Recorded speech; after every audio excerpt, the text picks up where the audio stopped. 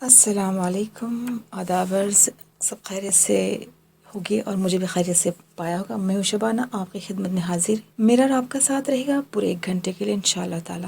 ہم خوش قسمت اتنے ہیں، اچھے انسان ہیں کہ دیکھیے ہمیں اس سال بھی رمضان المبارک نصیب اللہ تعالیٰ نے فرمایا ہے اور نصیب کیا الحمدللہ۔ آج رمضان المبارک کے بارے میں کچھ گفتگو ہوگی، اس کے بعد ہر روز ایک ریسیپی دی جائے گی اور سچے ریلیٹڈ کہانیاں ہم آپ کے سامنے رکھیں گے، آپ کے ساتھ شیئر کریں گے۔ ہمارے صحابہ کے بارے میں کہانی آپ کے ساتھ شیئر کرنے والے انشاءاللہ تعالی۔ السلام علیکم۔ کروڑوں دعاؤں اور خوشیوں کے لازوال خزانے کے ساتھ آپ کا آج اور ہر آنے والا دن رحمتوں اور برکتوں والا ہو۔ اللہ تعالیٰ آپ سب کی حفاظت فرمائے، آمین یا رب العالمین۔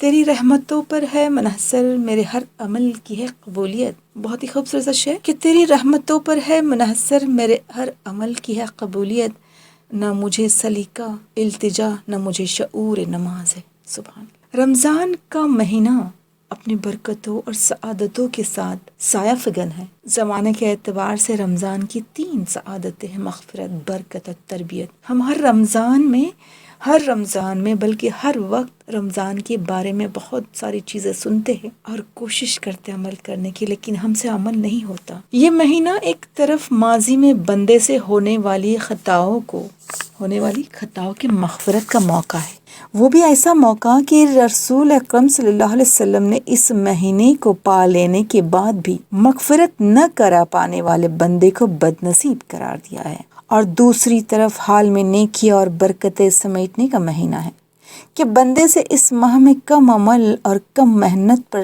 زیادہ اجر و ثواب کا وعدہ کیا گیا ہے۔ سبحان اللہ۔ رمضان میں عمرے کا ثواب حج کے برابر قرار دیا گیا ہے۔ بندے کے مستقبل کے لیے تربیت کا ایک مستقل کورس ہے جو ہر سال ہر بندے سے کرایا جاتا ہے۔ ہم رمضان کی تربیتی زاویوں کے حوالے سے کچھ باتیں اس مضمون میں سپرد کرتاس کریں گے انشاءاللہ۔ روزے اور تقوی کے بارے میں بات کریں گے جو ہم ہمیشہ کرتے ہیں لیکن عمل نہیں کرتے۔ عبادت کی اصل حقیقت تو یہ ہے کہ عبادت بندے کی طرف سے اللہ کی عظمت و بزرگی اور اپنے فقر و احتیاج کے اظہار کا ذریعہ ہے۔ البتہ بندہ جب ان عبادتوں کا حق ادا کرتا ہے تو یہ عبادتیں بندے کے کردار پر گہرے اثرات مرتب کرتی ہے۔ سبحان اللہ۔ ان اثرات میں سب سے گہرا اثر ہے تقوی۔ رمضان کے روزوں کے ساتھ تقوی کا خصوصی تعلق ہے اور ہونا بھی چاہیے۔ یہ تعلق کئی زاویوں سے ہے۔ قرآن مجید میں متقین کی سب سے پہلی صفت بیان ہوتی ہے جو لوگ اللہ تعالیٰ پر غائبانہ ایمان رکھتے ہیں، اور روزہ ایمان بالغیب کا سب سے بڑا مظہر ہے، کیونکہ یہ اللہ اور بندے کے درمیان ایسی رازدارانہ عبادت ہے جس کی تکمیل کا علم اللہ کو ہے اور بندے کو ہے۔ سبحان اللہ۔ روزے کی اسی خصوصیت کی وجہ سے اللہ رب العزت نے روزے کو اپنی طرف منسوب کرتے ہوئے فرمایا، روزے میرے لیے ہے اور اس کی جزا میں دوں گا۔ بندہ اپنا کھانا پینا اور شہوت میرے لیے تو قربان کر دیتا ہے۔ روزے کی ساری سعادتیں اصل میں اسی میں پنہاں ہے۔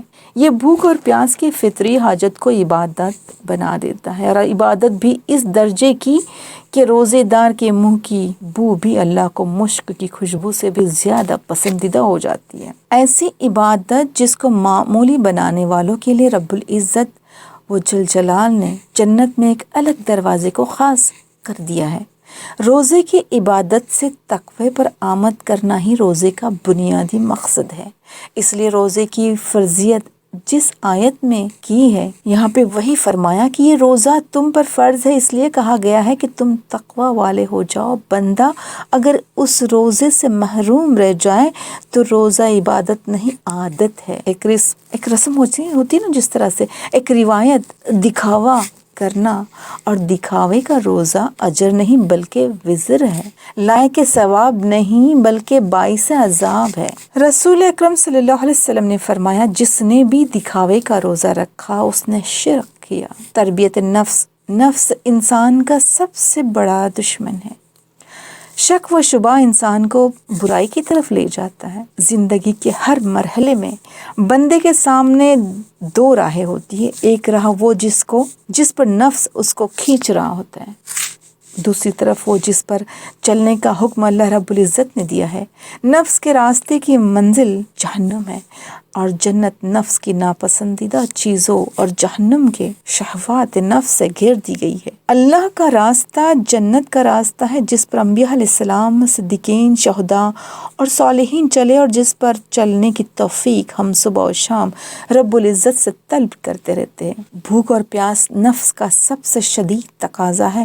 روزہ اللہ کے لیے نفس کے تقاضوں کو مارنے کی مشق ہے۔ بندے کے لیے سبق ہے کہ جس رب کے لیے اپنے نفس کے جائز تقاضوں کی قربانی دے رہا ہے، اس رب کے لیے نفس کے ناجائز تقاضوں کو بدرجہ اولا قربان کر دیں۔ رزق اور رزاق، پیٹ دیکھیں نا، ہمارا پیٹ انسان کی ضرورت، زندگی کی ضرورت ہے، لیکن انسان کی سوچ پیچ ہو تو وہ پیٹ کو ہی اپنا معبود بنا لیتا ہے۔ یہ ایسی ضلالت ہے جو انسان سے اس کی انسانیت چھین لیتی ہے۔ انسان گمراہی کے آخری درجے پر جا پہنچتا ہے۔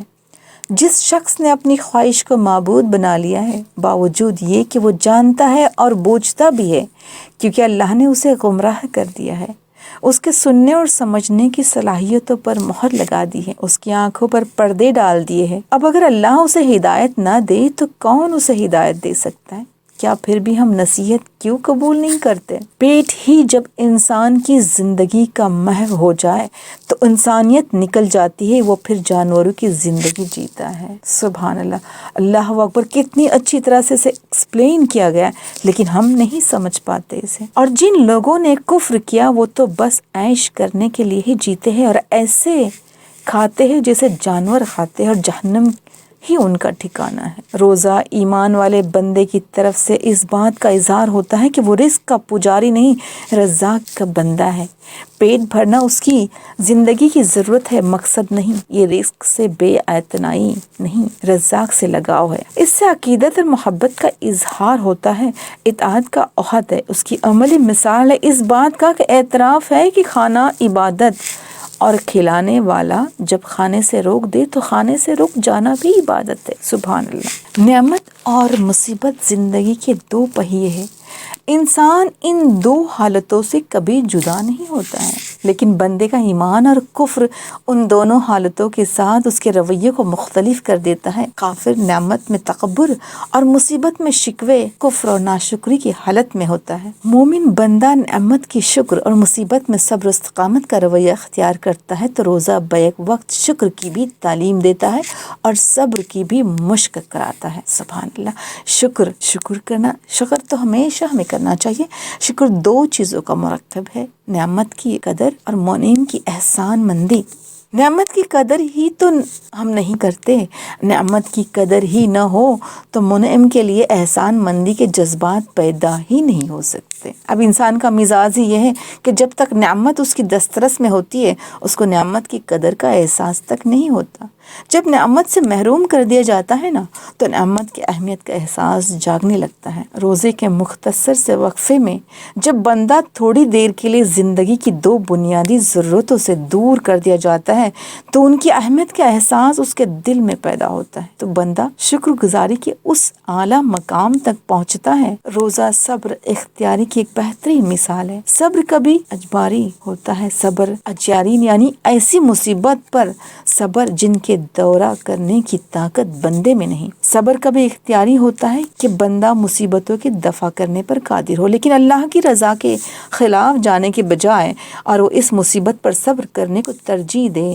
حضرت یوسف علیہ السلام کی زندگی میں صبر کی ان دونوں قسموں کی مثالیں موجود ہیں۔ بچپن میں ان کا کنویں میں ڈالا جانا ایسی مصیبت تھی جس کو دفع کرنا ان کے بس میں نہ تھا۔ اس حالت میں ان کا صبر ان کی مجبوری تھی، لیکن عزیز مصر کی بیوی کی دعوت پر بدکاری کرنے کے بجائے جیل کی مصیبت انہوں نے خود اختیار کی۔ جیل کی مصیبتوں پر ان کا صبر اختیاری تھا۔ اختیاری صبر کا اعلیٰ درجہ ہے، اور روزہ اس صبر کا بہترین اعلیٰ نمونہ کہ بندہ بھوک اور پیاس کی اس شدت پر اللہ کی رضا کے لیے صبر اختیار کرتا ہے۔ سبحان اللہ۔ روزہ اس طرح بندے کو زندگی کے راستے میں اللہ کی فرما برداری پر آنے والی ہر تکلیف پر صبر کرنے کی مشق کراتا ہے۔ مومن بندے کی پوری زندگی اسی صبر کی عبارت ہے۔ اس کی زندگی بھی روزے کی طرح ہوتی ہے۔ وہ زندگی پھر خواہشات کی بھوک اور شہوتوں کی پیاس کو مارتے ہوئے جنت کے افطار کا انتظار کرتا ہے، اور اپنے عزم میں کامیاب رہا تو قیامت کے دن اس خوشی بختی کو پا بھی لے گا انشاءاللہ۔ روزے دار کو 2 خوشیاں حاصل ہوگی، ایک تو جب وہ افطار کرتا ہے تو خوش ہوتا ہے، اور دوسرے جب وہ اپنے رب سے ملاقات کرے گا تو اپنے روزے کا ثواب پا کر اور بھی زیادہ خوش ہوگا۔ سبحان اللہ۔ ہم چلتے تھوڑا بریک کی طرف، بریک کے اس پار پھر ہم اس کو کنٹینیو کریں گے انشاءاللہ تعالی۔